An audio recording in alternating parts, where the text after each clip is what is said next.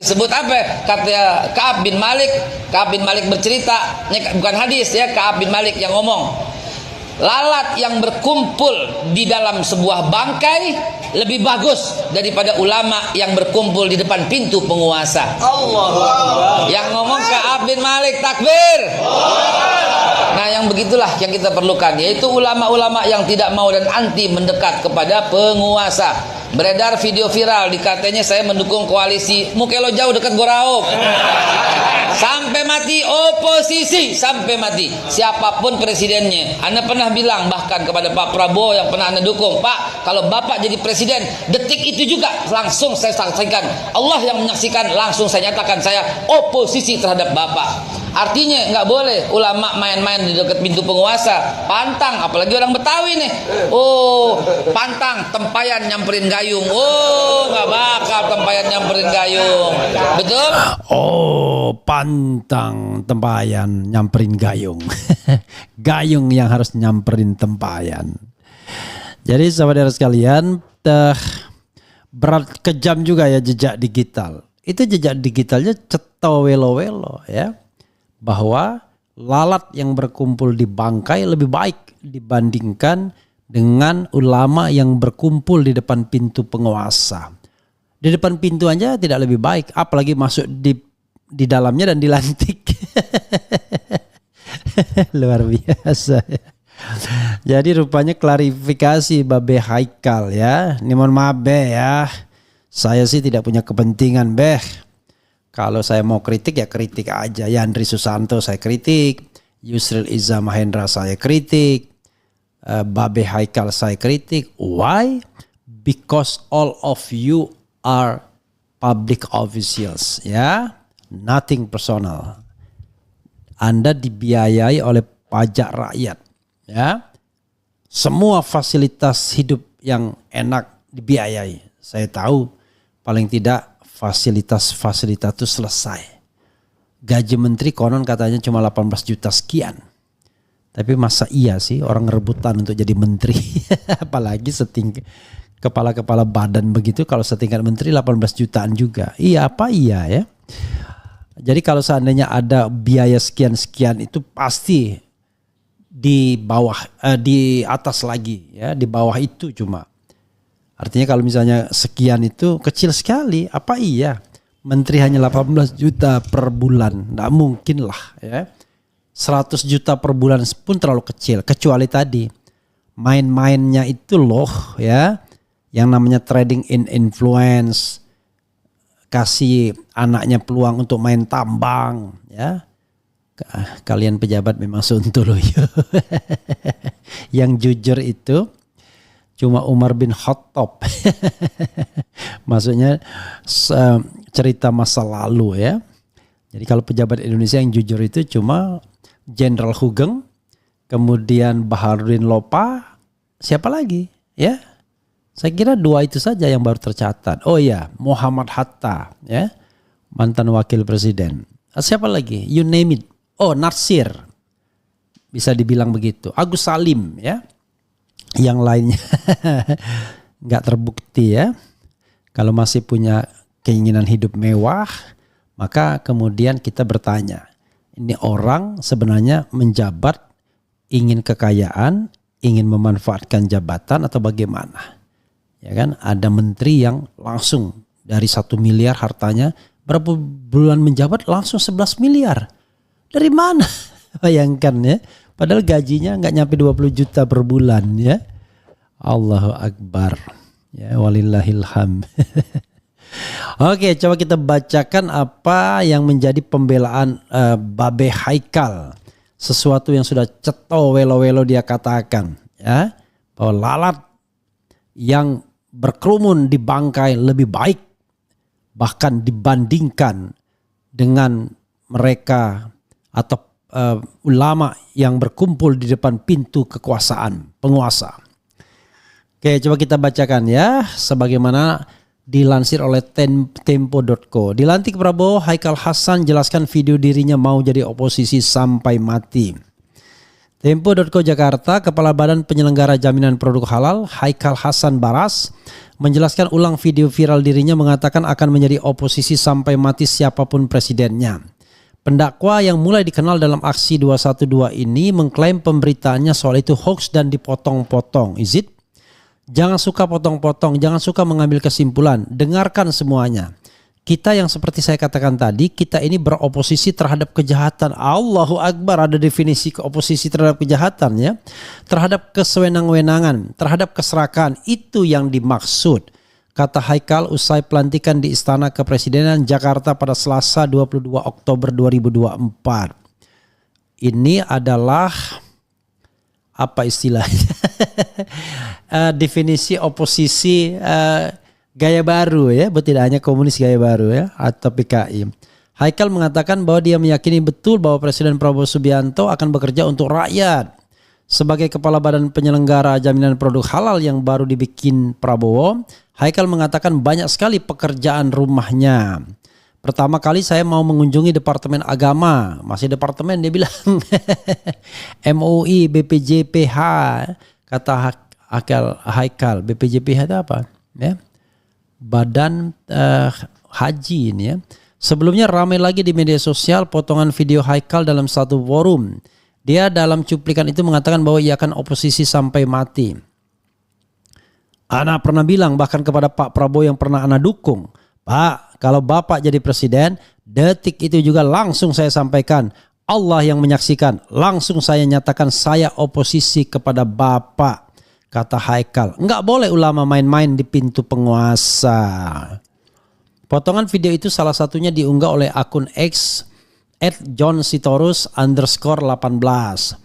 Prabowo melantik Haikal atas keputusan Presiden RI nomor 74M tahun 2024 tentang pengangkatan kepala dan wakil kepala Badan Penyelenggara Jaminan Produk Halal.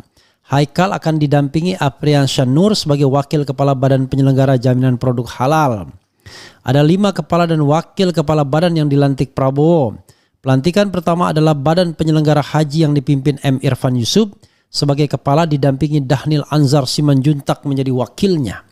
Badan Pengelola Investasi Daya Anggata Nusantara dipercayakan Prabowo kepada Mulyaman Darman Syahadat dan Kaharuddin Jenot Daeng Manyambeang. Kemudian Badan Percepatan Pengentasan Kemiskinan dinakhodai Budiman Sujatmiko didampingi 2 orang wakil, yaitu Nani Sudaryati Dayang dapat juga di akhirnya dan Iwan Sumule dapat juga akhirnya. Terakhir Badan Pengendalian Pembangunan dan Investasi Khusus yang dikepalai oleh Aris Marsudianto. Wah, ini dapat juga nih Aris Marsudianto nih. Apa yang itu ya orangnya ya? Pernah diberhentikan karena pokoknya nggak pernah. Ini Aris, bener nggak ya? Aris Marsudianto, bener. Luar biasa ya. Tidak menyelesaikan, mantan anggota Kopassus yang tidak menyelesaikan masa dinasnya ya, karena sesuatu dan lain hal ya. Luar biasa ya, akhirnya dapat semua memang. Ya saudara sekalian, begitulah cara Prabowo ya memberikan jabatan kepada orang-orang yang mendukungnya di dalam Pilpres kemarin. Hampir semuanya dapat ya. Nanti kita akan saksikan di One Team Press, jangan-jangan dia tunjuk 99 orang yang penting masuk dulu keranjang ya. Soal fasilitasnya apa, jabatannya apa, nanti dulu katanya. Negara kita negara besar ya. Maka perlu kita gotong royong. Nggak begitu kali ya, tapi ya it's okay lah, dia yang punya kekuasaan ya, dia yang memperoleh mandat rakyat. Jadi saudara sekalian, kalau kita perhatikan apa yang dikatakan oleh Haikal Hasan itu ya jelas lah, ceto welo-welo ya, bahwa dia dalam tanda kutip menentang ulama yang berdiri di pintu kekuasaan. Di pintu aja dia larang, apalagi masuk ke dalam dan dilantik ya. Kenapa? Karena ulama itu adalah hati nurani publik. Ulama itu tempat bertanya penguasa. Pantang ulama mendatangi penguasa, tapi penguasa yang harus mendatangi ulama. Ya, katanya pantang gayung datangi, pantang tempayan mendatangi gayung. Gayung yang harus mendatangi tempayan. Katanya begitu. Tapi ternyata yang cetowelo-welo ini juga disangkal. Katanya oposisi terhadap kejahatan, kesewenang-wenangan. Kalau itu sih bukan oposisi, itu amar ma'ruf nahi mungkar itu. Nahi mungkar itu namanya. Beroposisi itu adalah berdiri di luar pemerintahan, memasang jarak dengan kekuasaan. Itu namanya oposisi, bro. Kalau Anda bagian dari pemerintahan, bagaimana Anda mendefinisikan bahwa Anda oposisi? Ya, dasar omon-omon ya. Ini mohon maaf ya. Babe kan teman saya ya, tapi saya nggak apa-apa, seperti halnya Kodari teman saya juga ya. Maka saya mengatakan ini sebagai teman ya. Kalau memang dulu berpikiran bahwa ulama tidak boleh masuk ke istana, berdiri di depan pintunya tidak boleh, dan sekarang Babe melakukan itu, dua hal saja yang Babe perlu omongkan, ya kan? Cukup bilang saya bukan ulama, kan begitu. Atau yang kedua, saya khilaf pada waktu itu. Gak usah diubah-ubah gitu. Karena sesuatu yang cetowelo-welo itu gak usah diubah. Ya, tidak ada lagi. Melawan kesewenang-wenangan dengan oposisi itu ya bisa dipaketkan, tapi di luar pemerintah. Oposisi itu artinya di luar kekuasaan. Nah, di luar kekuasaan itu, pekerjaan Anda adalah melawan kesewenang-wenangan, melawan ketidakadilan, melawan ketidakbenaran, mempromosikan kebaikan. Itulah yang namanya amar ma'ruf nahi mungkar, kan begitu. Jadi kalau Babe memang ingin menjabat, apalagi mengaku kenal baik dengan Prabowo selama 20 tahun, kalah sama Natalis Pigai. Natalis Pigai mengatakan dia kenal Prabowo dengan 30 tahun. Orang bangga sekali kenal Prabowo lama.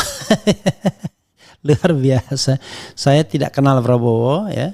Saya baru bertemu tatap muka karena pernah diundang di rumahnya pada tahun 2022 itu saja. Lumayan juga lah ya. Paling tidak. Jadi baru tahun 2022 saya bertatap muka ya kan. Itu pun dengan 20-an ahli lainnya. Setelah itu sekali lagi, setelah itu bersalaman di kediaman Rizal Ramli. 3 kali aja. Jadi saya tidak berpretensi mengenal Prabowo Subianto. Saya tidak kenal dengan Prabowo Subianto sebelumnya kecuali tahun 2022. Entah dia kenal atau enggak sama saya itu soal lain. Ya. Secara pribadi. Begitu Be ya. Babe. Oke. Coba kita bacakan Be ya. Apa penilaian Refli Harun tentang Fufu Papa yang menengok proyek MRT dan bagi-bagi makan siang yang di sekolah? Serece dan pencitraan inikah kerjaan Wapres? Kenapa dia tak ngurusi KM 50, pengangguran, kemiskinan, PIK 2 dan lain-lain? Mungkin dia lupa kalau dia Wapres bukan wali kota lagi, itu saja jawaban saya. Jangan-jangan dia berpikir dia wali kota Jakarta ya. First comment malas bang lihat Haikal ya. Babe dapat apa nih bela-belain Prabowo? Dapat kepala badan ya, kepala badan produk halal setingkat menteri itu ya. Apakah RH setuju pernyataan Yusril tentang penembakan dan penculikan 98 bukan pelanggaran HAM berat? Gua sangat skeptis kasus KM 50 diselesaikan di rejim Wowo. Sudah di klarifikasi Yusril ya, baca konten saya sebelumnya. Kemudian Betty Nurbaiti ya, imannya bane apa? Menjilat ludah sendiri, pengen heran tapi Indonesia. Menjilat ludah sendiri nih Babe Haikal.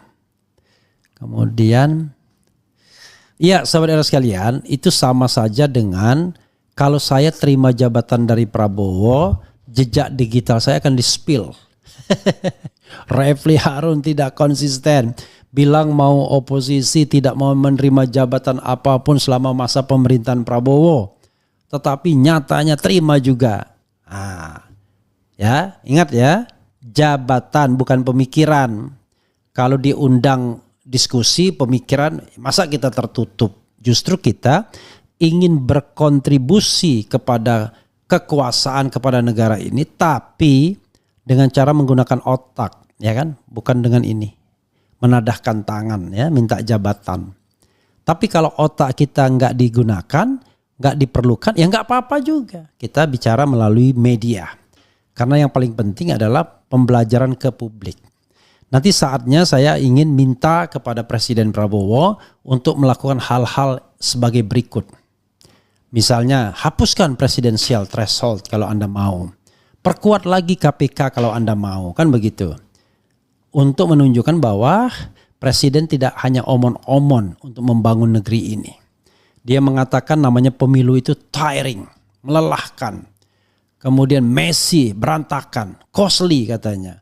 Yaitu banyak memakan biaya. Nah, ada caranya Pak Presiden untuk tidak memakan biaya.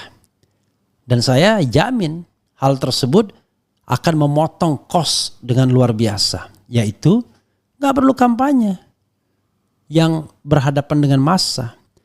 Ya, kampanye itu cukup di televisi, radio, kemudian media sosial, dan diskusi yang tidak boleh menghadirkan satu orang saja, minimal 2 orang calon. Sehingga tidak akan ada money politics dan hal-hal lainnya yang bisa kita didiskusikan. Kalau serius membangun negeri ini, kalau omon-omon doang ya susah. Apalagi kalau 2029 berpikir mau jadi presiden dengan calon tunggal atau calon boneka. Wah, berat kita. Karena 8 partai itu pemegang hegemoni. Nah, kalau mau hilangkan presidensial threshold, termasuk threshold di pilkada. Oke lah,